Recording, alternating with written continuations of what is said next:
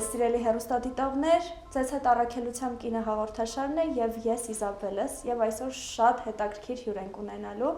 Ավրորա ինքնաճանաչման եւ զարգացման դպրոցի հիմնադիր,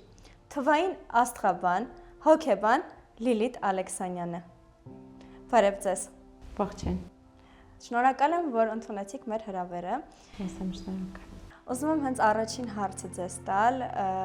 ինչպես սկսվեց ձեր ճանապարհը աստղաբանության եւ ինչն էր առաջին նշանը, որ սա ձեր առաքելությունն է։ Աստղաբանության հանդեպ հետաքրքրությունը սկսվեց դեռևս 2018 թվականից իմ ներքին հարցերի, իմ անձնական ճանապարհի բախումների, ինչ որ անպատասխան հարցերի ճանապարհը ուղղորդեց դեպի աստղաբանություն։ Հետագայում շատ ավելի խորանալու եւ այս մասնագիտությունը յուրացնելուց հետո հասկացա, որ նաեւ պետք է այն տամ այն կանանց, այն մարդկանց, տղամարդկանց եւս, որոնք ուզում են իրենց ինքնաճանաչման, ներքին խնդիրների, ինչու՞ չէ, նաեւ ժամանակի իրենց կառուցվածքը ճանաչել։ Լուրեր են պտտվում, որ աստղաբանությանը հավատում են նարցիզները։ Արդյոք դա իրականություն է, թե ոչ։ Սա շատ մակերեսային կարծիք է, քանի որ նարցիսը չի սիրում նայել իր ներսը եւ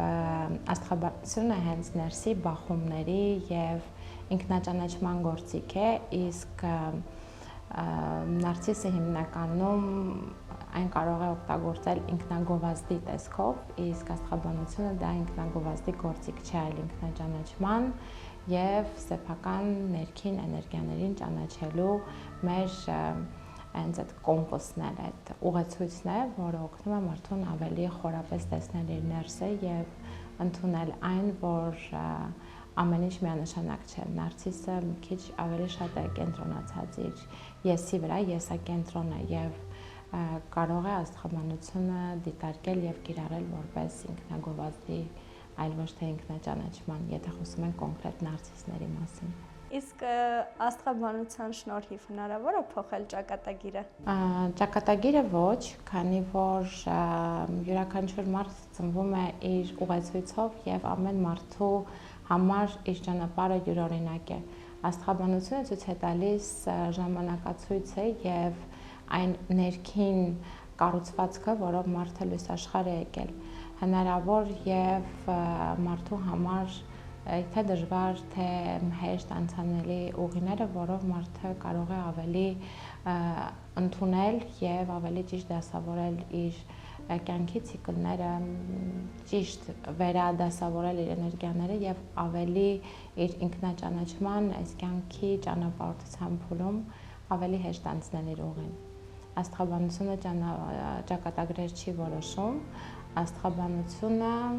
ճանաչել է տալիս մեզ ինքներս մեր հետ, սա կողմնացույց է ընդհանրապես, մարդը ազատ է իր ընտրության մեջ եւ կան հատկանշական երևույթներ, արարիչը շատ կատարյալ է ամեն ինչ ստեղծել, որ մարդը ծնվում է հենց այդ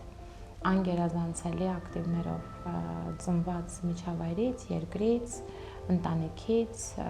հարազատներ, ընկերներ, կան մարդիկ, ովքեր ուղղակիորեն չեն գալիս մեր կյանք եւ ոչ մի բան չի լինում ուղղակի։ Աստղաբանությունը օգնում է, որպեսզի ավելի կառուցվածքային եւ ճիշտ մարդկանց ընտրենք մեր կյանք, ճիշտ միջավայրում մեզ դրսեւորենք, լինում է չէ հաճախ, երբ որ մարդը ընտրում է մեկ մասնագիտություն, բայց մի ամբողջ կյանք ներքին պայքար ունի իր ընտրության հետ։ Աստղաբանությունը հիմնականում մարդուն ծանոթացնում է իր հետ, բայց ամեն մարդ ինքն է կերտում իր ճակատագիրը եւ իր կարման։ Դեպ ասացիք արարիչը, շատ մարդիկ չգիտես ինչու շփոթում են աստղաբանությունը, օրինակ այդ սատանիզմի հետ, երբ որ մարդիկ գուշակություններով են զբաղվում, շատ անգամ երբ որ ասում ես աստրոլոգի մոտ եմ գնացել, ասում են դու առաքելական եկեղեցուն դավանող մարդ ես, ո՞նց ես գնում, չէ, այդտեղ ո՞նց ես գնում, բայց ընդհանրապես կապ չունի բախտագուշակության հետ։ Ու ես ուզում եմ այդ կարծիքը, որ վերանա, որ եթե դու աստղաբան ես, ընդհանրապես կապ չունես այդ բախտագուշակության հետ։ Դա ավելի շատ գիտության հետ է, ճիշտ է։ Գիտեք, որպես այդպեսին, այս դեպքում էլ մարդը ազատ է կարող է մտածել ինչպես որ ինքը տեսնում է այս կյանքը եւ չի կարելի ասել միանշանակ ինքը ճիշտ է թե սխալ։ Ամեն մարդ իր գործով է զբաղվում, իր կյանքն է ապրում եւ այս պարագայում անգամ բախտագուշակներին, մարդկանց, ովքեր որ վերցել են պատասխանատվությունը իրենց վրա, հենց այդ կարման, անցնելու այդ ճանապարհով որոշում կայացնելու ուրիշների կյանքի համար, պատմությունը ցույց է տվել, որ անգամ նման մարդիկ կան մեր պատմության մեջ եւ դեռևս կլինեն, կարծում եմ, հիմա էլ է շատ ակտուալ թեման։ Այն գործիքը, որով որ ես զբաղվում եմ, մարդը ունի մի յուրահատկություն, երբ որ գալիս ենք մի կետի եւ ժամանակի ընթացքում ինչ-որ բաներ են հերքվում կամ արգելվում եւ դա ունի իր տրամաբանական պատճառները, քանի որ մարդու ազատությունը սանձահարել է, մարդկանց կոդավորել է, մարդկանց առաջ արգելքներ դնել է, դա շատ ավելի խորը ծագում ունի եւ շատ ավելի բարձր կետերից է գալիս։ Ինձ համար աստղաբանությունը գիտության եւ արվեստի հոգու լեզուն է, մարդ, արարիչ, դիեզերք, էներգիա եւ այդ կապը այնքան գեղեցիկ է։ Ես չեմ կարող ասել, որ դիտարկում եմ միայն որպես գիտություն, չնայած նրան, որ հազարամյակներ անգամ, երբ որ կրոնները չեն եղել, աստղաբանությունը եղել է եւ աստղաբանության միջոցով են ապրել հազարամյակներ առաջ եւ ուղղորդվել դարեր առաջ։ Ժամանակի ընթացքում ճնշվել է աստղաբանությունը եւ հիմա նորից, եթե նկատել եք, շատ ակտուալ է դարձել, թվերի մասին խոսել է եւ էներգիաների մասին խոսել է։ Այո, մարդը կառուցվածքային թիվ է, էներգիա եւ հոգի։ Երբ որ մենք ծնվում ենք, մեր ծնված վարքյանից թիվ է դրոշմում, ստեղծված, արարվելու եւ մարդը ինչ որ մի ժամանակից ավել չի կարող մոր մարմնի մեջ ապրել։ Այդպես էլ կյանքում է ամեն մարդ իր չափաբաժինը ունի ապրելու եւ այդտեղ էլ է թիվ դրոշվում։ Եվ նաեւ էներգիաները, որոնք որ ամեն մոլորակ իր յուրահատկությունով, իսկ քանի որ մենք բոլորս կատարյալ ենք եւ նման իրար եւ այդքան տարբեր եւ ոչ մի մարդ չի կրկնվում, այս պարագայում եւս արարչագործությունը, մոլորակների եւ մարդու երկխոսությունն է, որպես գործիք աստղաբանությունը եւ ինքնաճանաչման գործիք է, գուշակության գործիք չի։ Աստղաբանությունը անունը ցույց չի տա ոչ ոքի, ասենք, չգիտեմ, ինչ է լինելու քեզ հետ, որտեղ մարդը ինքն է ընտրում իր հետ ինչ լինի։ Աստղաբանությունը նորից կկրկնեմ, ինքնաճանաչման գործիք է, ինքներս մեզ ճանաչելու, չկրկնվող եւ կրկնվող իրադարձությունների հատկանշական լեզուն հասկանալու, չէ՞, լինում է պահեր, երբ որ պատմություններ են կրկնվում, աստղաբանությունը կարող է հստակ տալ պատասխան, ինչու է քո մոտ անընդհատ պատմությունը կրկնվում նույն ձեռագրով, քանի որ մեր ուղին շատ տարբեր է եւ սցենարներն են տարբեր, բայց կարող է տարբեր սցենարներով նույն պատմությունը կրկնվել։ Աստղաբանությունը ցույց է տալիս ինչպես անել եւ յուրաքանչյուր հոգու համար որ ճանապարհն է ավելի հստակ, որպեսզի իր դասի մեջով անցնի եւ մի քիչ որ ժողովրդական ասենք, դասը սովորի, քանի որ երբ որ դասը չես սովորում, պատմությունը կրկնվելու յուրահատկություն ունի։ Ինչպես բոլորս, ինձ թվում է դուք էլ ունենում եք թե վերելքներ, թե վայրեջքներ։ Ինչպես եք հաղթահարում դա։ Ոնց եք էլի այդ ուժեղ կերպարը պահած առաջ գնում։ Իդեպ հաճախ եմ ես ինձ թույլ տալիս լինել թույլ եւ այս դեպքում էլ եւս աստղաբանությունն ինձ շատ է օգնել այդ թուլության մեջ երկար չմնալ զոհի դերում։ Եվ ամենաառաջինը իմ կյանքի համար պատասխանատվությունը վերցնել իմ ձեռքը, քանի որ բոլոր թույլ իրավիճակների մեջ մարդը ունի մինիմում 3 ամենակարևոր կետերը՝ հարց տալ ինքդ քեզ, ինչի համար է այս իրավիճակը եկել իմ կյանք, գիտակցությունը միացնել եւ հասկանալ, որ ոչ մի բան ուղղակիորեն չի լինում եւ փնտրել դասը, ուղին, ինչի համար է սա տրված եւ ես այդտեղից ինչ պիտի սովորեմ։ շատ ավելի հեշտ է լինում այդ ճանապարհները հաղթահարել, քան երբ որ մենք սկսում ենք մեղադրել բոլորին, ժամանակի մեջ ենք դնում մեր խնդիրները կորցնելով ժամանակը, հույսներ դնում ենք ուրիշների վրա եւ այդպես ժամանակը մեր դեմ է աշխատում։ Ես սովորել եմ դա անել եւ այդ վայրեջքների ժամանակ, որոնք լինում են, երկար չեմ մնում զոհի կարգավիճակում։ Առաջ միգուցե չէ, առաջ շատ ավելի թույլ էր այդ կետը։ Հիմա բավականին կոփվել եմ այդ առումով եւ այս գործիքը ինձ շատ է օգնել նախ այն հարցում, որ աստղաբանությունը շատ է մոտեցնում մեզ, ինքներս մեզ, երբ որ մենք սիրում ենք մեզ, սիրիր քո անձը ինչպես քո մերձավորին, ինչպես քո անձը։ Սկսում ենք սիրել մարդկանց։ Երբ որ սիրում ենք մեզ, սիրում ենք մեր ժամանակը, մեր հողը, մեր կրոնը եւ ամենաառաջինը, ամենակարևորը շատ ավելի շատ ենք սիրում արարչին։ Ավելի մեծ պատասխանատվություն ենք վերցնում իր արարչագործության, մեր կյանքի, մեր ժամանակի, մեր մարմնի, մեր առողջության, մեր գիտակցության, երեխաների, ընտանիքի, ընկերների շատ հազարավոր պատճառներ կարելի լինել, ինչի համար կարելի է ուղղակի այդ գիտակցությունը պահել արթուն։ Շատ աղջիկներ, հիմա այս հաղորդումը նայելուց համոզված եմ, որ հետաքրքրելու այս հարցը կապված իրենց սիրո հետ եւ հարցս հետեւյալն է. կարող է ծննդյան քարտեզը ցույց տալ, թեև դու կհանդիպես քո ամենամեծ սիրուն։ Հնարավոր ժամանակահատվածը այո։ Քանի որ մենք ցիկլների մեջ ենք ապրում եւ ինչպես տիեզերք, այնպես մարդիկ ունեն իրենց ցիկլները համապատասխան։ Մարդը կարող է իր ճանապարհից շեղվել եւ անընդհատ մնալ նույն եզրագծի մեջ, այսինքն ցիկլը պատտվում է, վերևում ժամանակը ոչ մի վայրկյան չի սպասվում, բայց մարդը նույն անիվի մեջ է եւ այսպես կորցնելով իր ճիշտ ուղին, չգնային կետ, որտեղ որ կարող է իրադարձությունը կամ ճիշտ մարդը գալ, բայց նախ եւ առաջ պետք է բաց լինես, եթե մենք խոսում ենք սիրո համար, ցավոք սրտի հիմա շատ է զտվել սիրո մասին գաղափարը եւ ուղղակի որ ուզում են ամուսնանան, երեխա ունենան կամ ինչ-որ մեկ իրենց պահի, շատ տարբեր են լինում նախապայմանները եւ զապրոսները ամուսնական, ինչի համար են ուզում որ գա այդ մարդը։ Մենք սիրո մասին եթե խոսում ենք, ամենակատարյալ էմոցիայի, մարդը պիտի բաց լինի, մարդը պիտի սովորի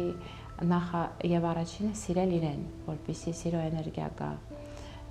քանի որ շատ հաճախ սիրո հակառակ կողմը կախվածությունն է, թաքնված վախերն են, մենակ չմնալու մոլուցքն է եւ դա կարող է նաեւ դրսեւորվել որպես սիրո դրսեւորում, բայց սիրո էներգիայի հետ շատ տարբեր բևեռներում են։ Անունը ցույց չի տա, հավանական էներգիաներին կարա ցույց տա այն դեպքում, երբ որ կապը տարատեսակ տեղերից կարող է ճակատագրական մարդուն ճակատագրական մարդը այն մարդն է, ում հետ դժվար է, բայց դու աճում ես։ Կարմայական մարդը ըստ աստղաբանության այն մարդն է, որ դեռ նախորդ քո կյանքի ժամանակ քո հետ պայմանավորվածություն ունի, որ փորձեմ մաչելի լեզու բացատրել եւ այդ մարդկանց հետ լինում են արգելքներ, շատ դժվար անցանելի ուղի, բայց այդ մարդիկ շատ կարևոր հատկանշական դեր են խաղում յուրաքանչյուրի կյանքում։ Այն մարդիկ, ովքեր կարմայական հանգույցներին են կպած մեր ճակատագրի, հիմնականում այն մարդիկ են, որտեղ դու հասկանում ես պիտի չլինես, բայց կաս։ Հարցաշարից դուրս այնքան հետաքրքիր եք պատասխան, որ ուզում եմ մի հատ հարց տալ ձեզ։ Այսինքն ստացվում է այն մարդուն, որին դու հանդիպում ես ու ինքը քո ճակատագիրն է, ամեն ինչ այդքան հարթ չի ընթանում, ոնց որ ասվում էր, որ երբ որ իրան կհանդիպես, sense ամեն ինչ ավելի հեշտ կլինի, սահուն կլինի ու դուք տենց կլինեք երջանիկ։ Ուրեմն կա գիտակցական կապ, երբ որ մարդու գիտակցությունը արթուն է, այդ մարդը ինքնաճանաչման իր ճանապարհով անցել է եւ իր դարակները դասավորված են։ Կա անգամ նման մարդկանց կյանքում, բայց կարող է դա լինել ճակատագրական կապ։ շատ հաճախ եմ լսում նախադասություններ ճակատագիր գոյություն չունի։ Այդ դեպքում այս արհավիրքների մեջով, որ մենք անցել ենք 20 թվականից այս կողմ, լիքը բաներ տեղի չէին ունենա, մանկահասակ երեխաները չէին հիվանդանա, եթե կարմայական ակցենտներ չկան, այսքան պատերազմներ չէր լինի։ Այսինքն միանշանակ չէ ոչինչ եւ շատ հերքելի է։ Գիտակցված կապի դեպքում ամեն ինչ իր դարակում է, բայց դա այն դեպքում է լինում, երբ որ մարդը ինքնաճանաչման փուլը անցել է։ Հիմնականում ամենաակտիվ հարաբերությունների կետերը դա ճակատագրական եւ կարմայական հարաբերություններն են։ Ճակատագրական կապը այն կապն է, երբ որ մարդիկ միանում են եւ այդ հարաբերությունները ինչքան էլ դժվար անցանելի լինի, երկուսն էլ աճում են եւ այնտեղ չկա բաժանություն, շատ քիչ է լինում այդ դեպքերում։ Բաժանությունները, ինչ որ խնդրահարույց երևույթները, ինչքան էլ լինի, մարդիկ իրար հետ են մնում մի խոսքով։ Այս կարմայական կապերի մեջ հաճախ լինում են բեկումնային շրջաններ, արգելքներ, երևույթներ, որոնք մարդը իր համար միգուցե ինչ որ մի ժամանակ նաև հերքել էր եւ ստացվում է, որ ինքը հայտնվեց այդ կետում, որտեղ որ երբեք չէր մտածի, որ կարող է լինել։ Որ նշաններն են հիմնականում տառապում սիրո մեջ։ Շատ էմոցիոնալ նշանները, դրանք օդային եւ ջրային նշաններն են, բայց ավելի շատ ոչ թե տառապում են սիրո մեջ, այլ չսովորած դասերից։ Երբ որ մենք մեր դասը լավ ենք սովորում, հաջորդիվ ոչ թե չենք տառապում կամ տառապում ենք, այլ գիտենք, թե մեզ ինչ է պետք եւ ճիշտ մարդ է գալիս մեր կյանքում, հետ տառապանքը, այդ ծանր բառը արդեն բևեռացրած խնդիր չի, որը որ պետք է լուծել։ Ինչ խորհուրդ կտաք այն կանանց, ովքեր կրկնում են նույն սխալը հարաբերություններում։ Նախ մեկ հարաբերությունը մյուսով չփոխարինել։ Շատ հաճախ մարդիկ փորձում են այդպես բուժվել։ Մի հարաբերությունը չավարտված հաջորդին են անցնում։ Մարդուն եւս մեկ հարաբերություն հաջորդ սկսելու համար, փորձելու համար երջանիկ լինել, եթե էմոցիոնալ կախվածություն է եղել, եթե խորացված կապ է, գոնե 1 տարի է հարկավոր, որպեսզի այդ էներգիան սկսի նահանջել, մարդու գիտակցությունը արթնանա, էմոցիաների տակ չդրսևորվի գործողությունները։ Եվ ամենաառաջինը հարցը տալ ինքդ քեզ, քանի որ պատմությունները իրենց յուրահատկությունով կրկնվում են մեկ նախապայմանով, երբ որ դու չես անցել այդ ուղին, այսինքն գնացել ես մի տեղից, մինչդեռ պետք էր ուղղակի կանգնել եւ սովորել եւ հասկանալ ինչի է սա տեղի ունեցել, միգուցե հենց առաջի դեպքեր, որտեղ պետք էր մնալ, կամ եթե անընդհատ նմանատիպ երևույթներ են ակտիվանում, միգուցե քո զապրոսն է պետք փոխել, միգուցե քո կեսը չի այն տեսակը, որին քո գիտակցությունը փորձում է որսալ։ Այս դեպքում այս բառը բնորոշ է, քանի որ մենք ապրում ենք այդ իրականության մեջ, համատարած որսի։ Շնորհակալ եմ գեղեցիկ պատասխանների համար։ Մենք ունենք բլից հարցեր։ Ես հիմա շատ արագ կընթերցեմ ու էլի ցած մեկ բառով կխնդրեմ, որ պատասխանես Լիլիթ ջան։ Ըստ քեզ, որն է կնոջ առաքելությունը։ Լուիս Բերել, գիտակցության կյանք, լինել շատ երջանիկ, երբ կինը երջանիկ է, իր տանը բոլորը երջանիկ են։ Ինքնդ ձեզ ինչ մոլորակի եք ասոցացնում։ Արևի,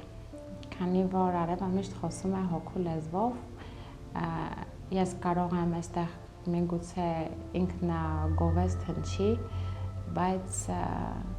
մի քանի էմոցիա իմ ներսում փորձել եմ ճնշել, սովորել եմ դա անել շատ դժվարությամբ եւ ստացվել է։ Հոգու լեզուն է արևը։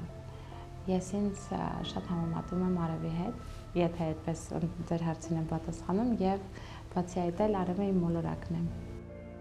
Ես ձեր հետ համաձայն եմ, որովհետև ինչ եկել եք ստուդիա, մի տեսակ արև է բացվել, բացի դրանից էլ, ի սկզբանե ասում եք, որ մարդ պետք է իրան սիրի, իսկ ձեր սերը միանգամից հենց երևաց արևի միջոցով։ Ուրեմն առավոտյան ծես, առանց որի չեք պատկերացնում առավոտը։ Լռություն եւ լռություն ջուր, շնորհակալություն։ Լռության մեջ շնորհակալություն եւ պարտադիր ես իմ օրը սկսում եմ 1 բաժակ ջրով։ Ձեր կյանքի կարգախոսը։ Եթե ուզում ես փոխես աշխարհը, սկսիր քեզանից։ Բարի։ Ես սիրում եմ կյանքը, որովհետև Ես սիրում եմ կյանքը, որովհետև ամեն օրը ինձ հնարավորություն է տալիս լինել ավելի լավը։ Շնորհակալ եմ Լիլիթ ջան հյուրընկալության համար, որովհետև իսկապես արև բացվեց ստուդիայում եւ այն որ գերագույն հաճույք ստացա ձեր պատասխաններից։ Ես եմ շնորհակալ Իզաբելլա ջան։ Առաքելությամբ կինը հաղորդաշարի հյուրը Լիլիթ Ալեքսանյանն էր։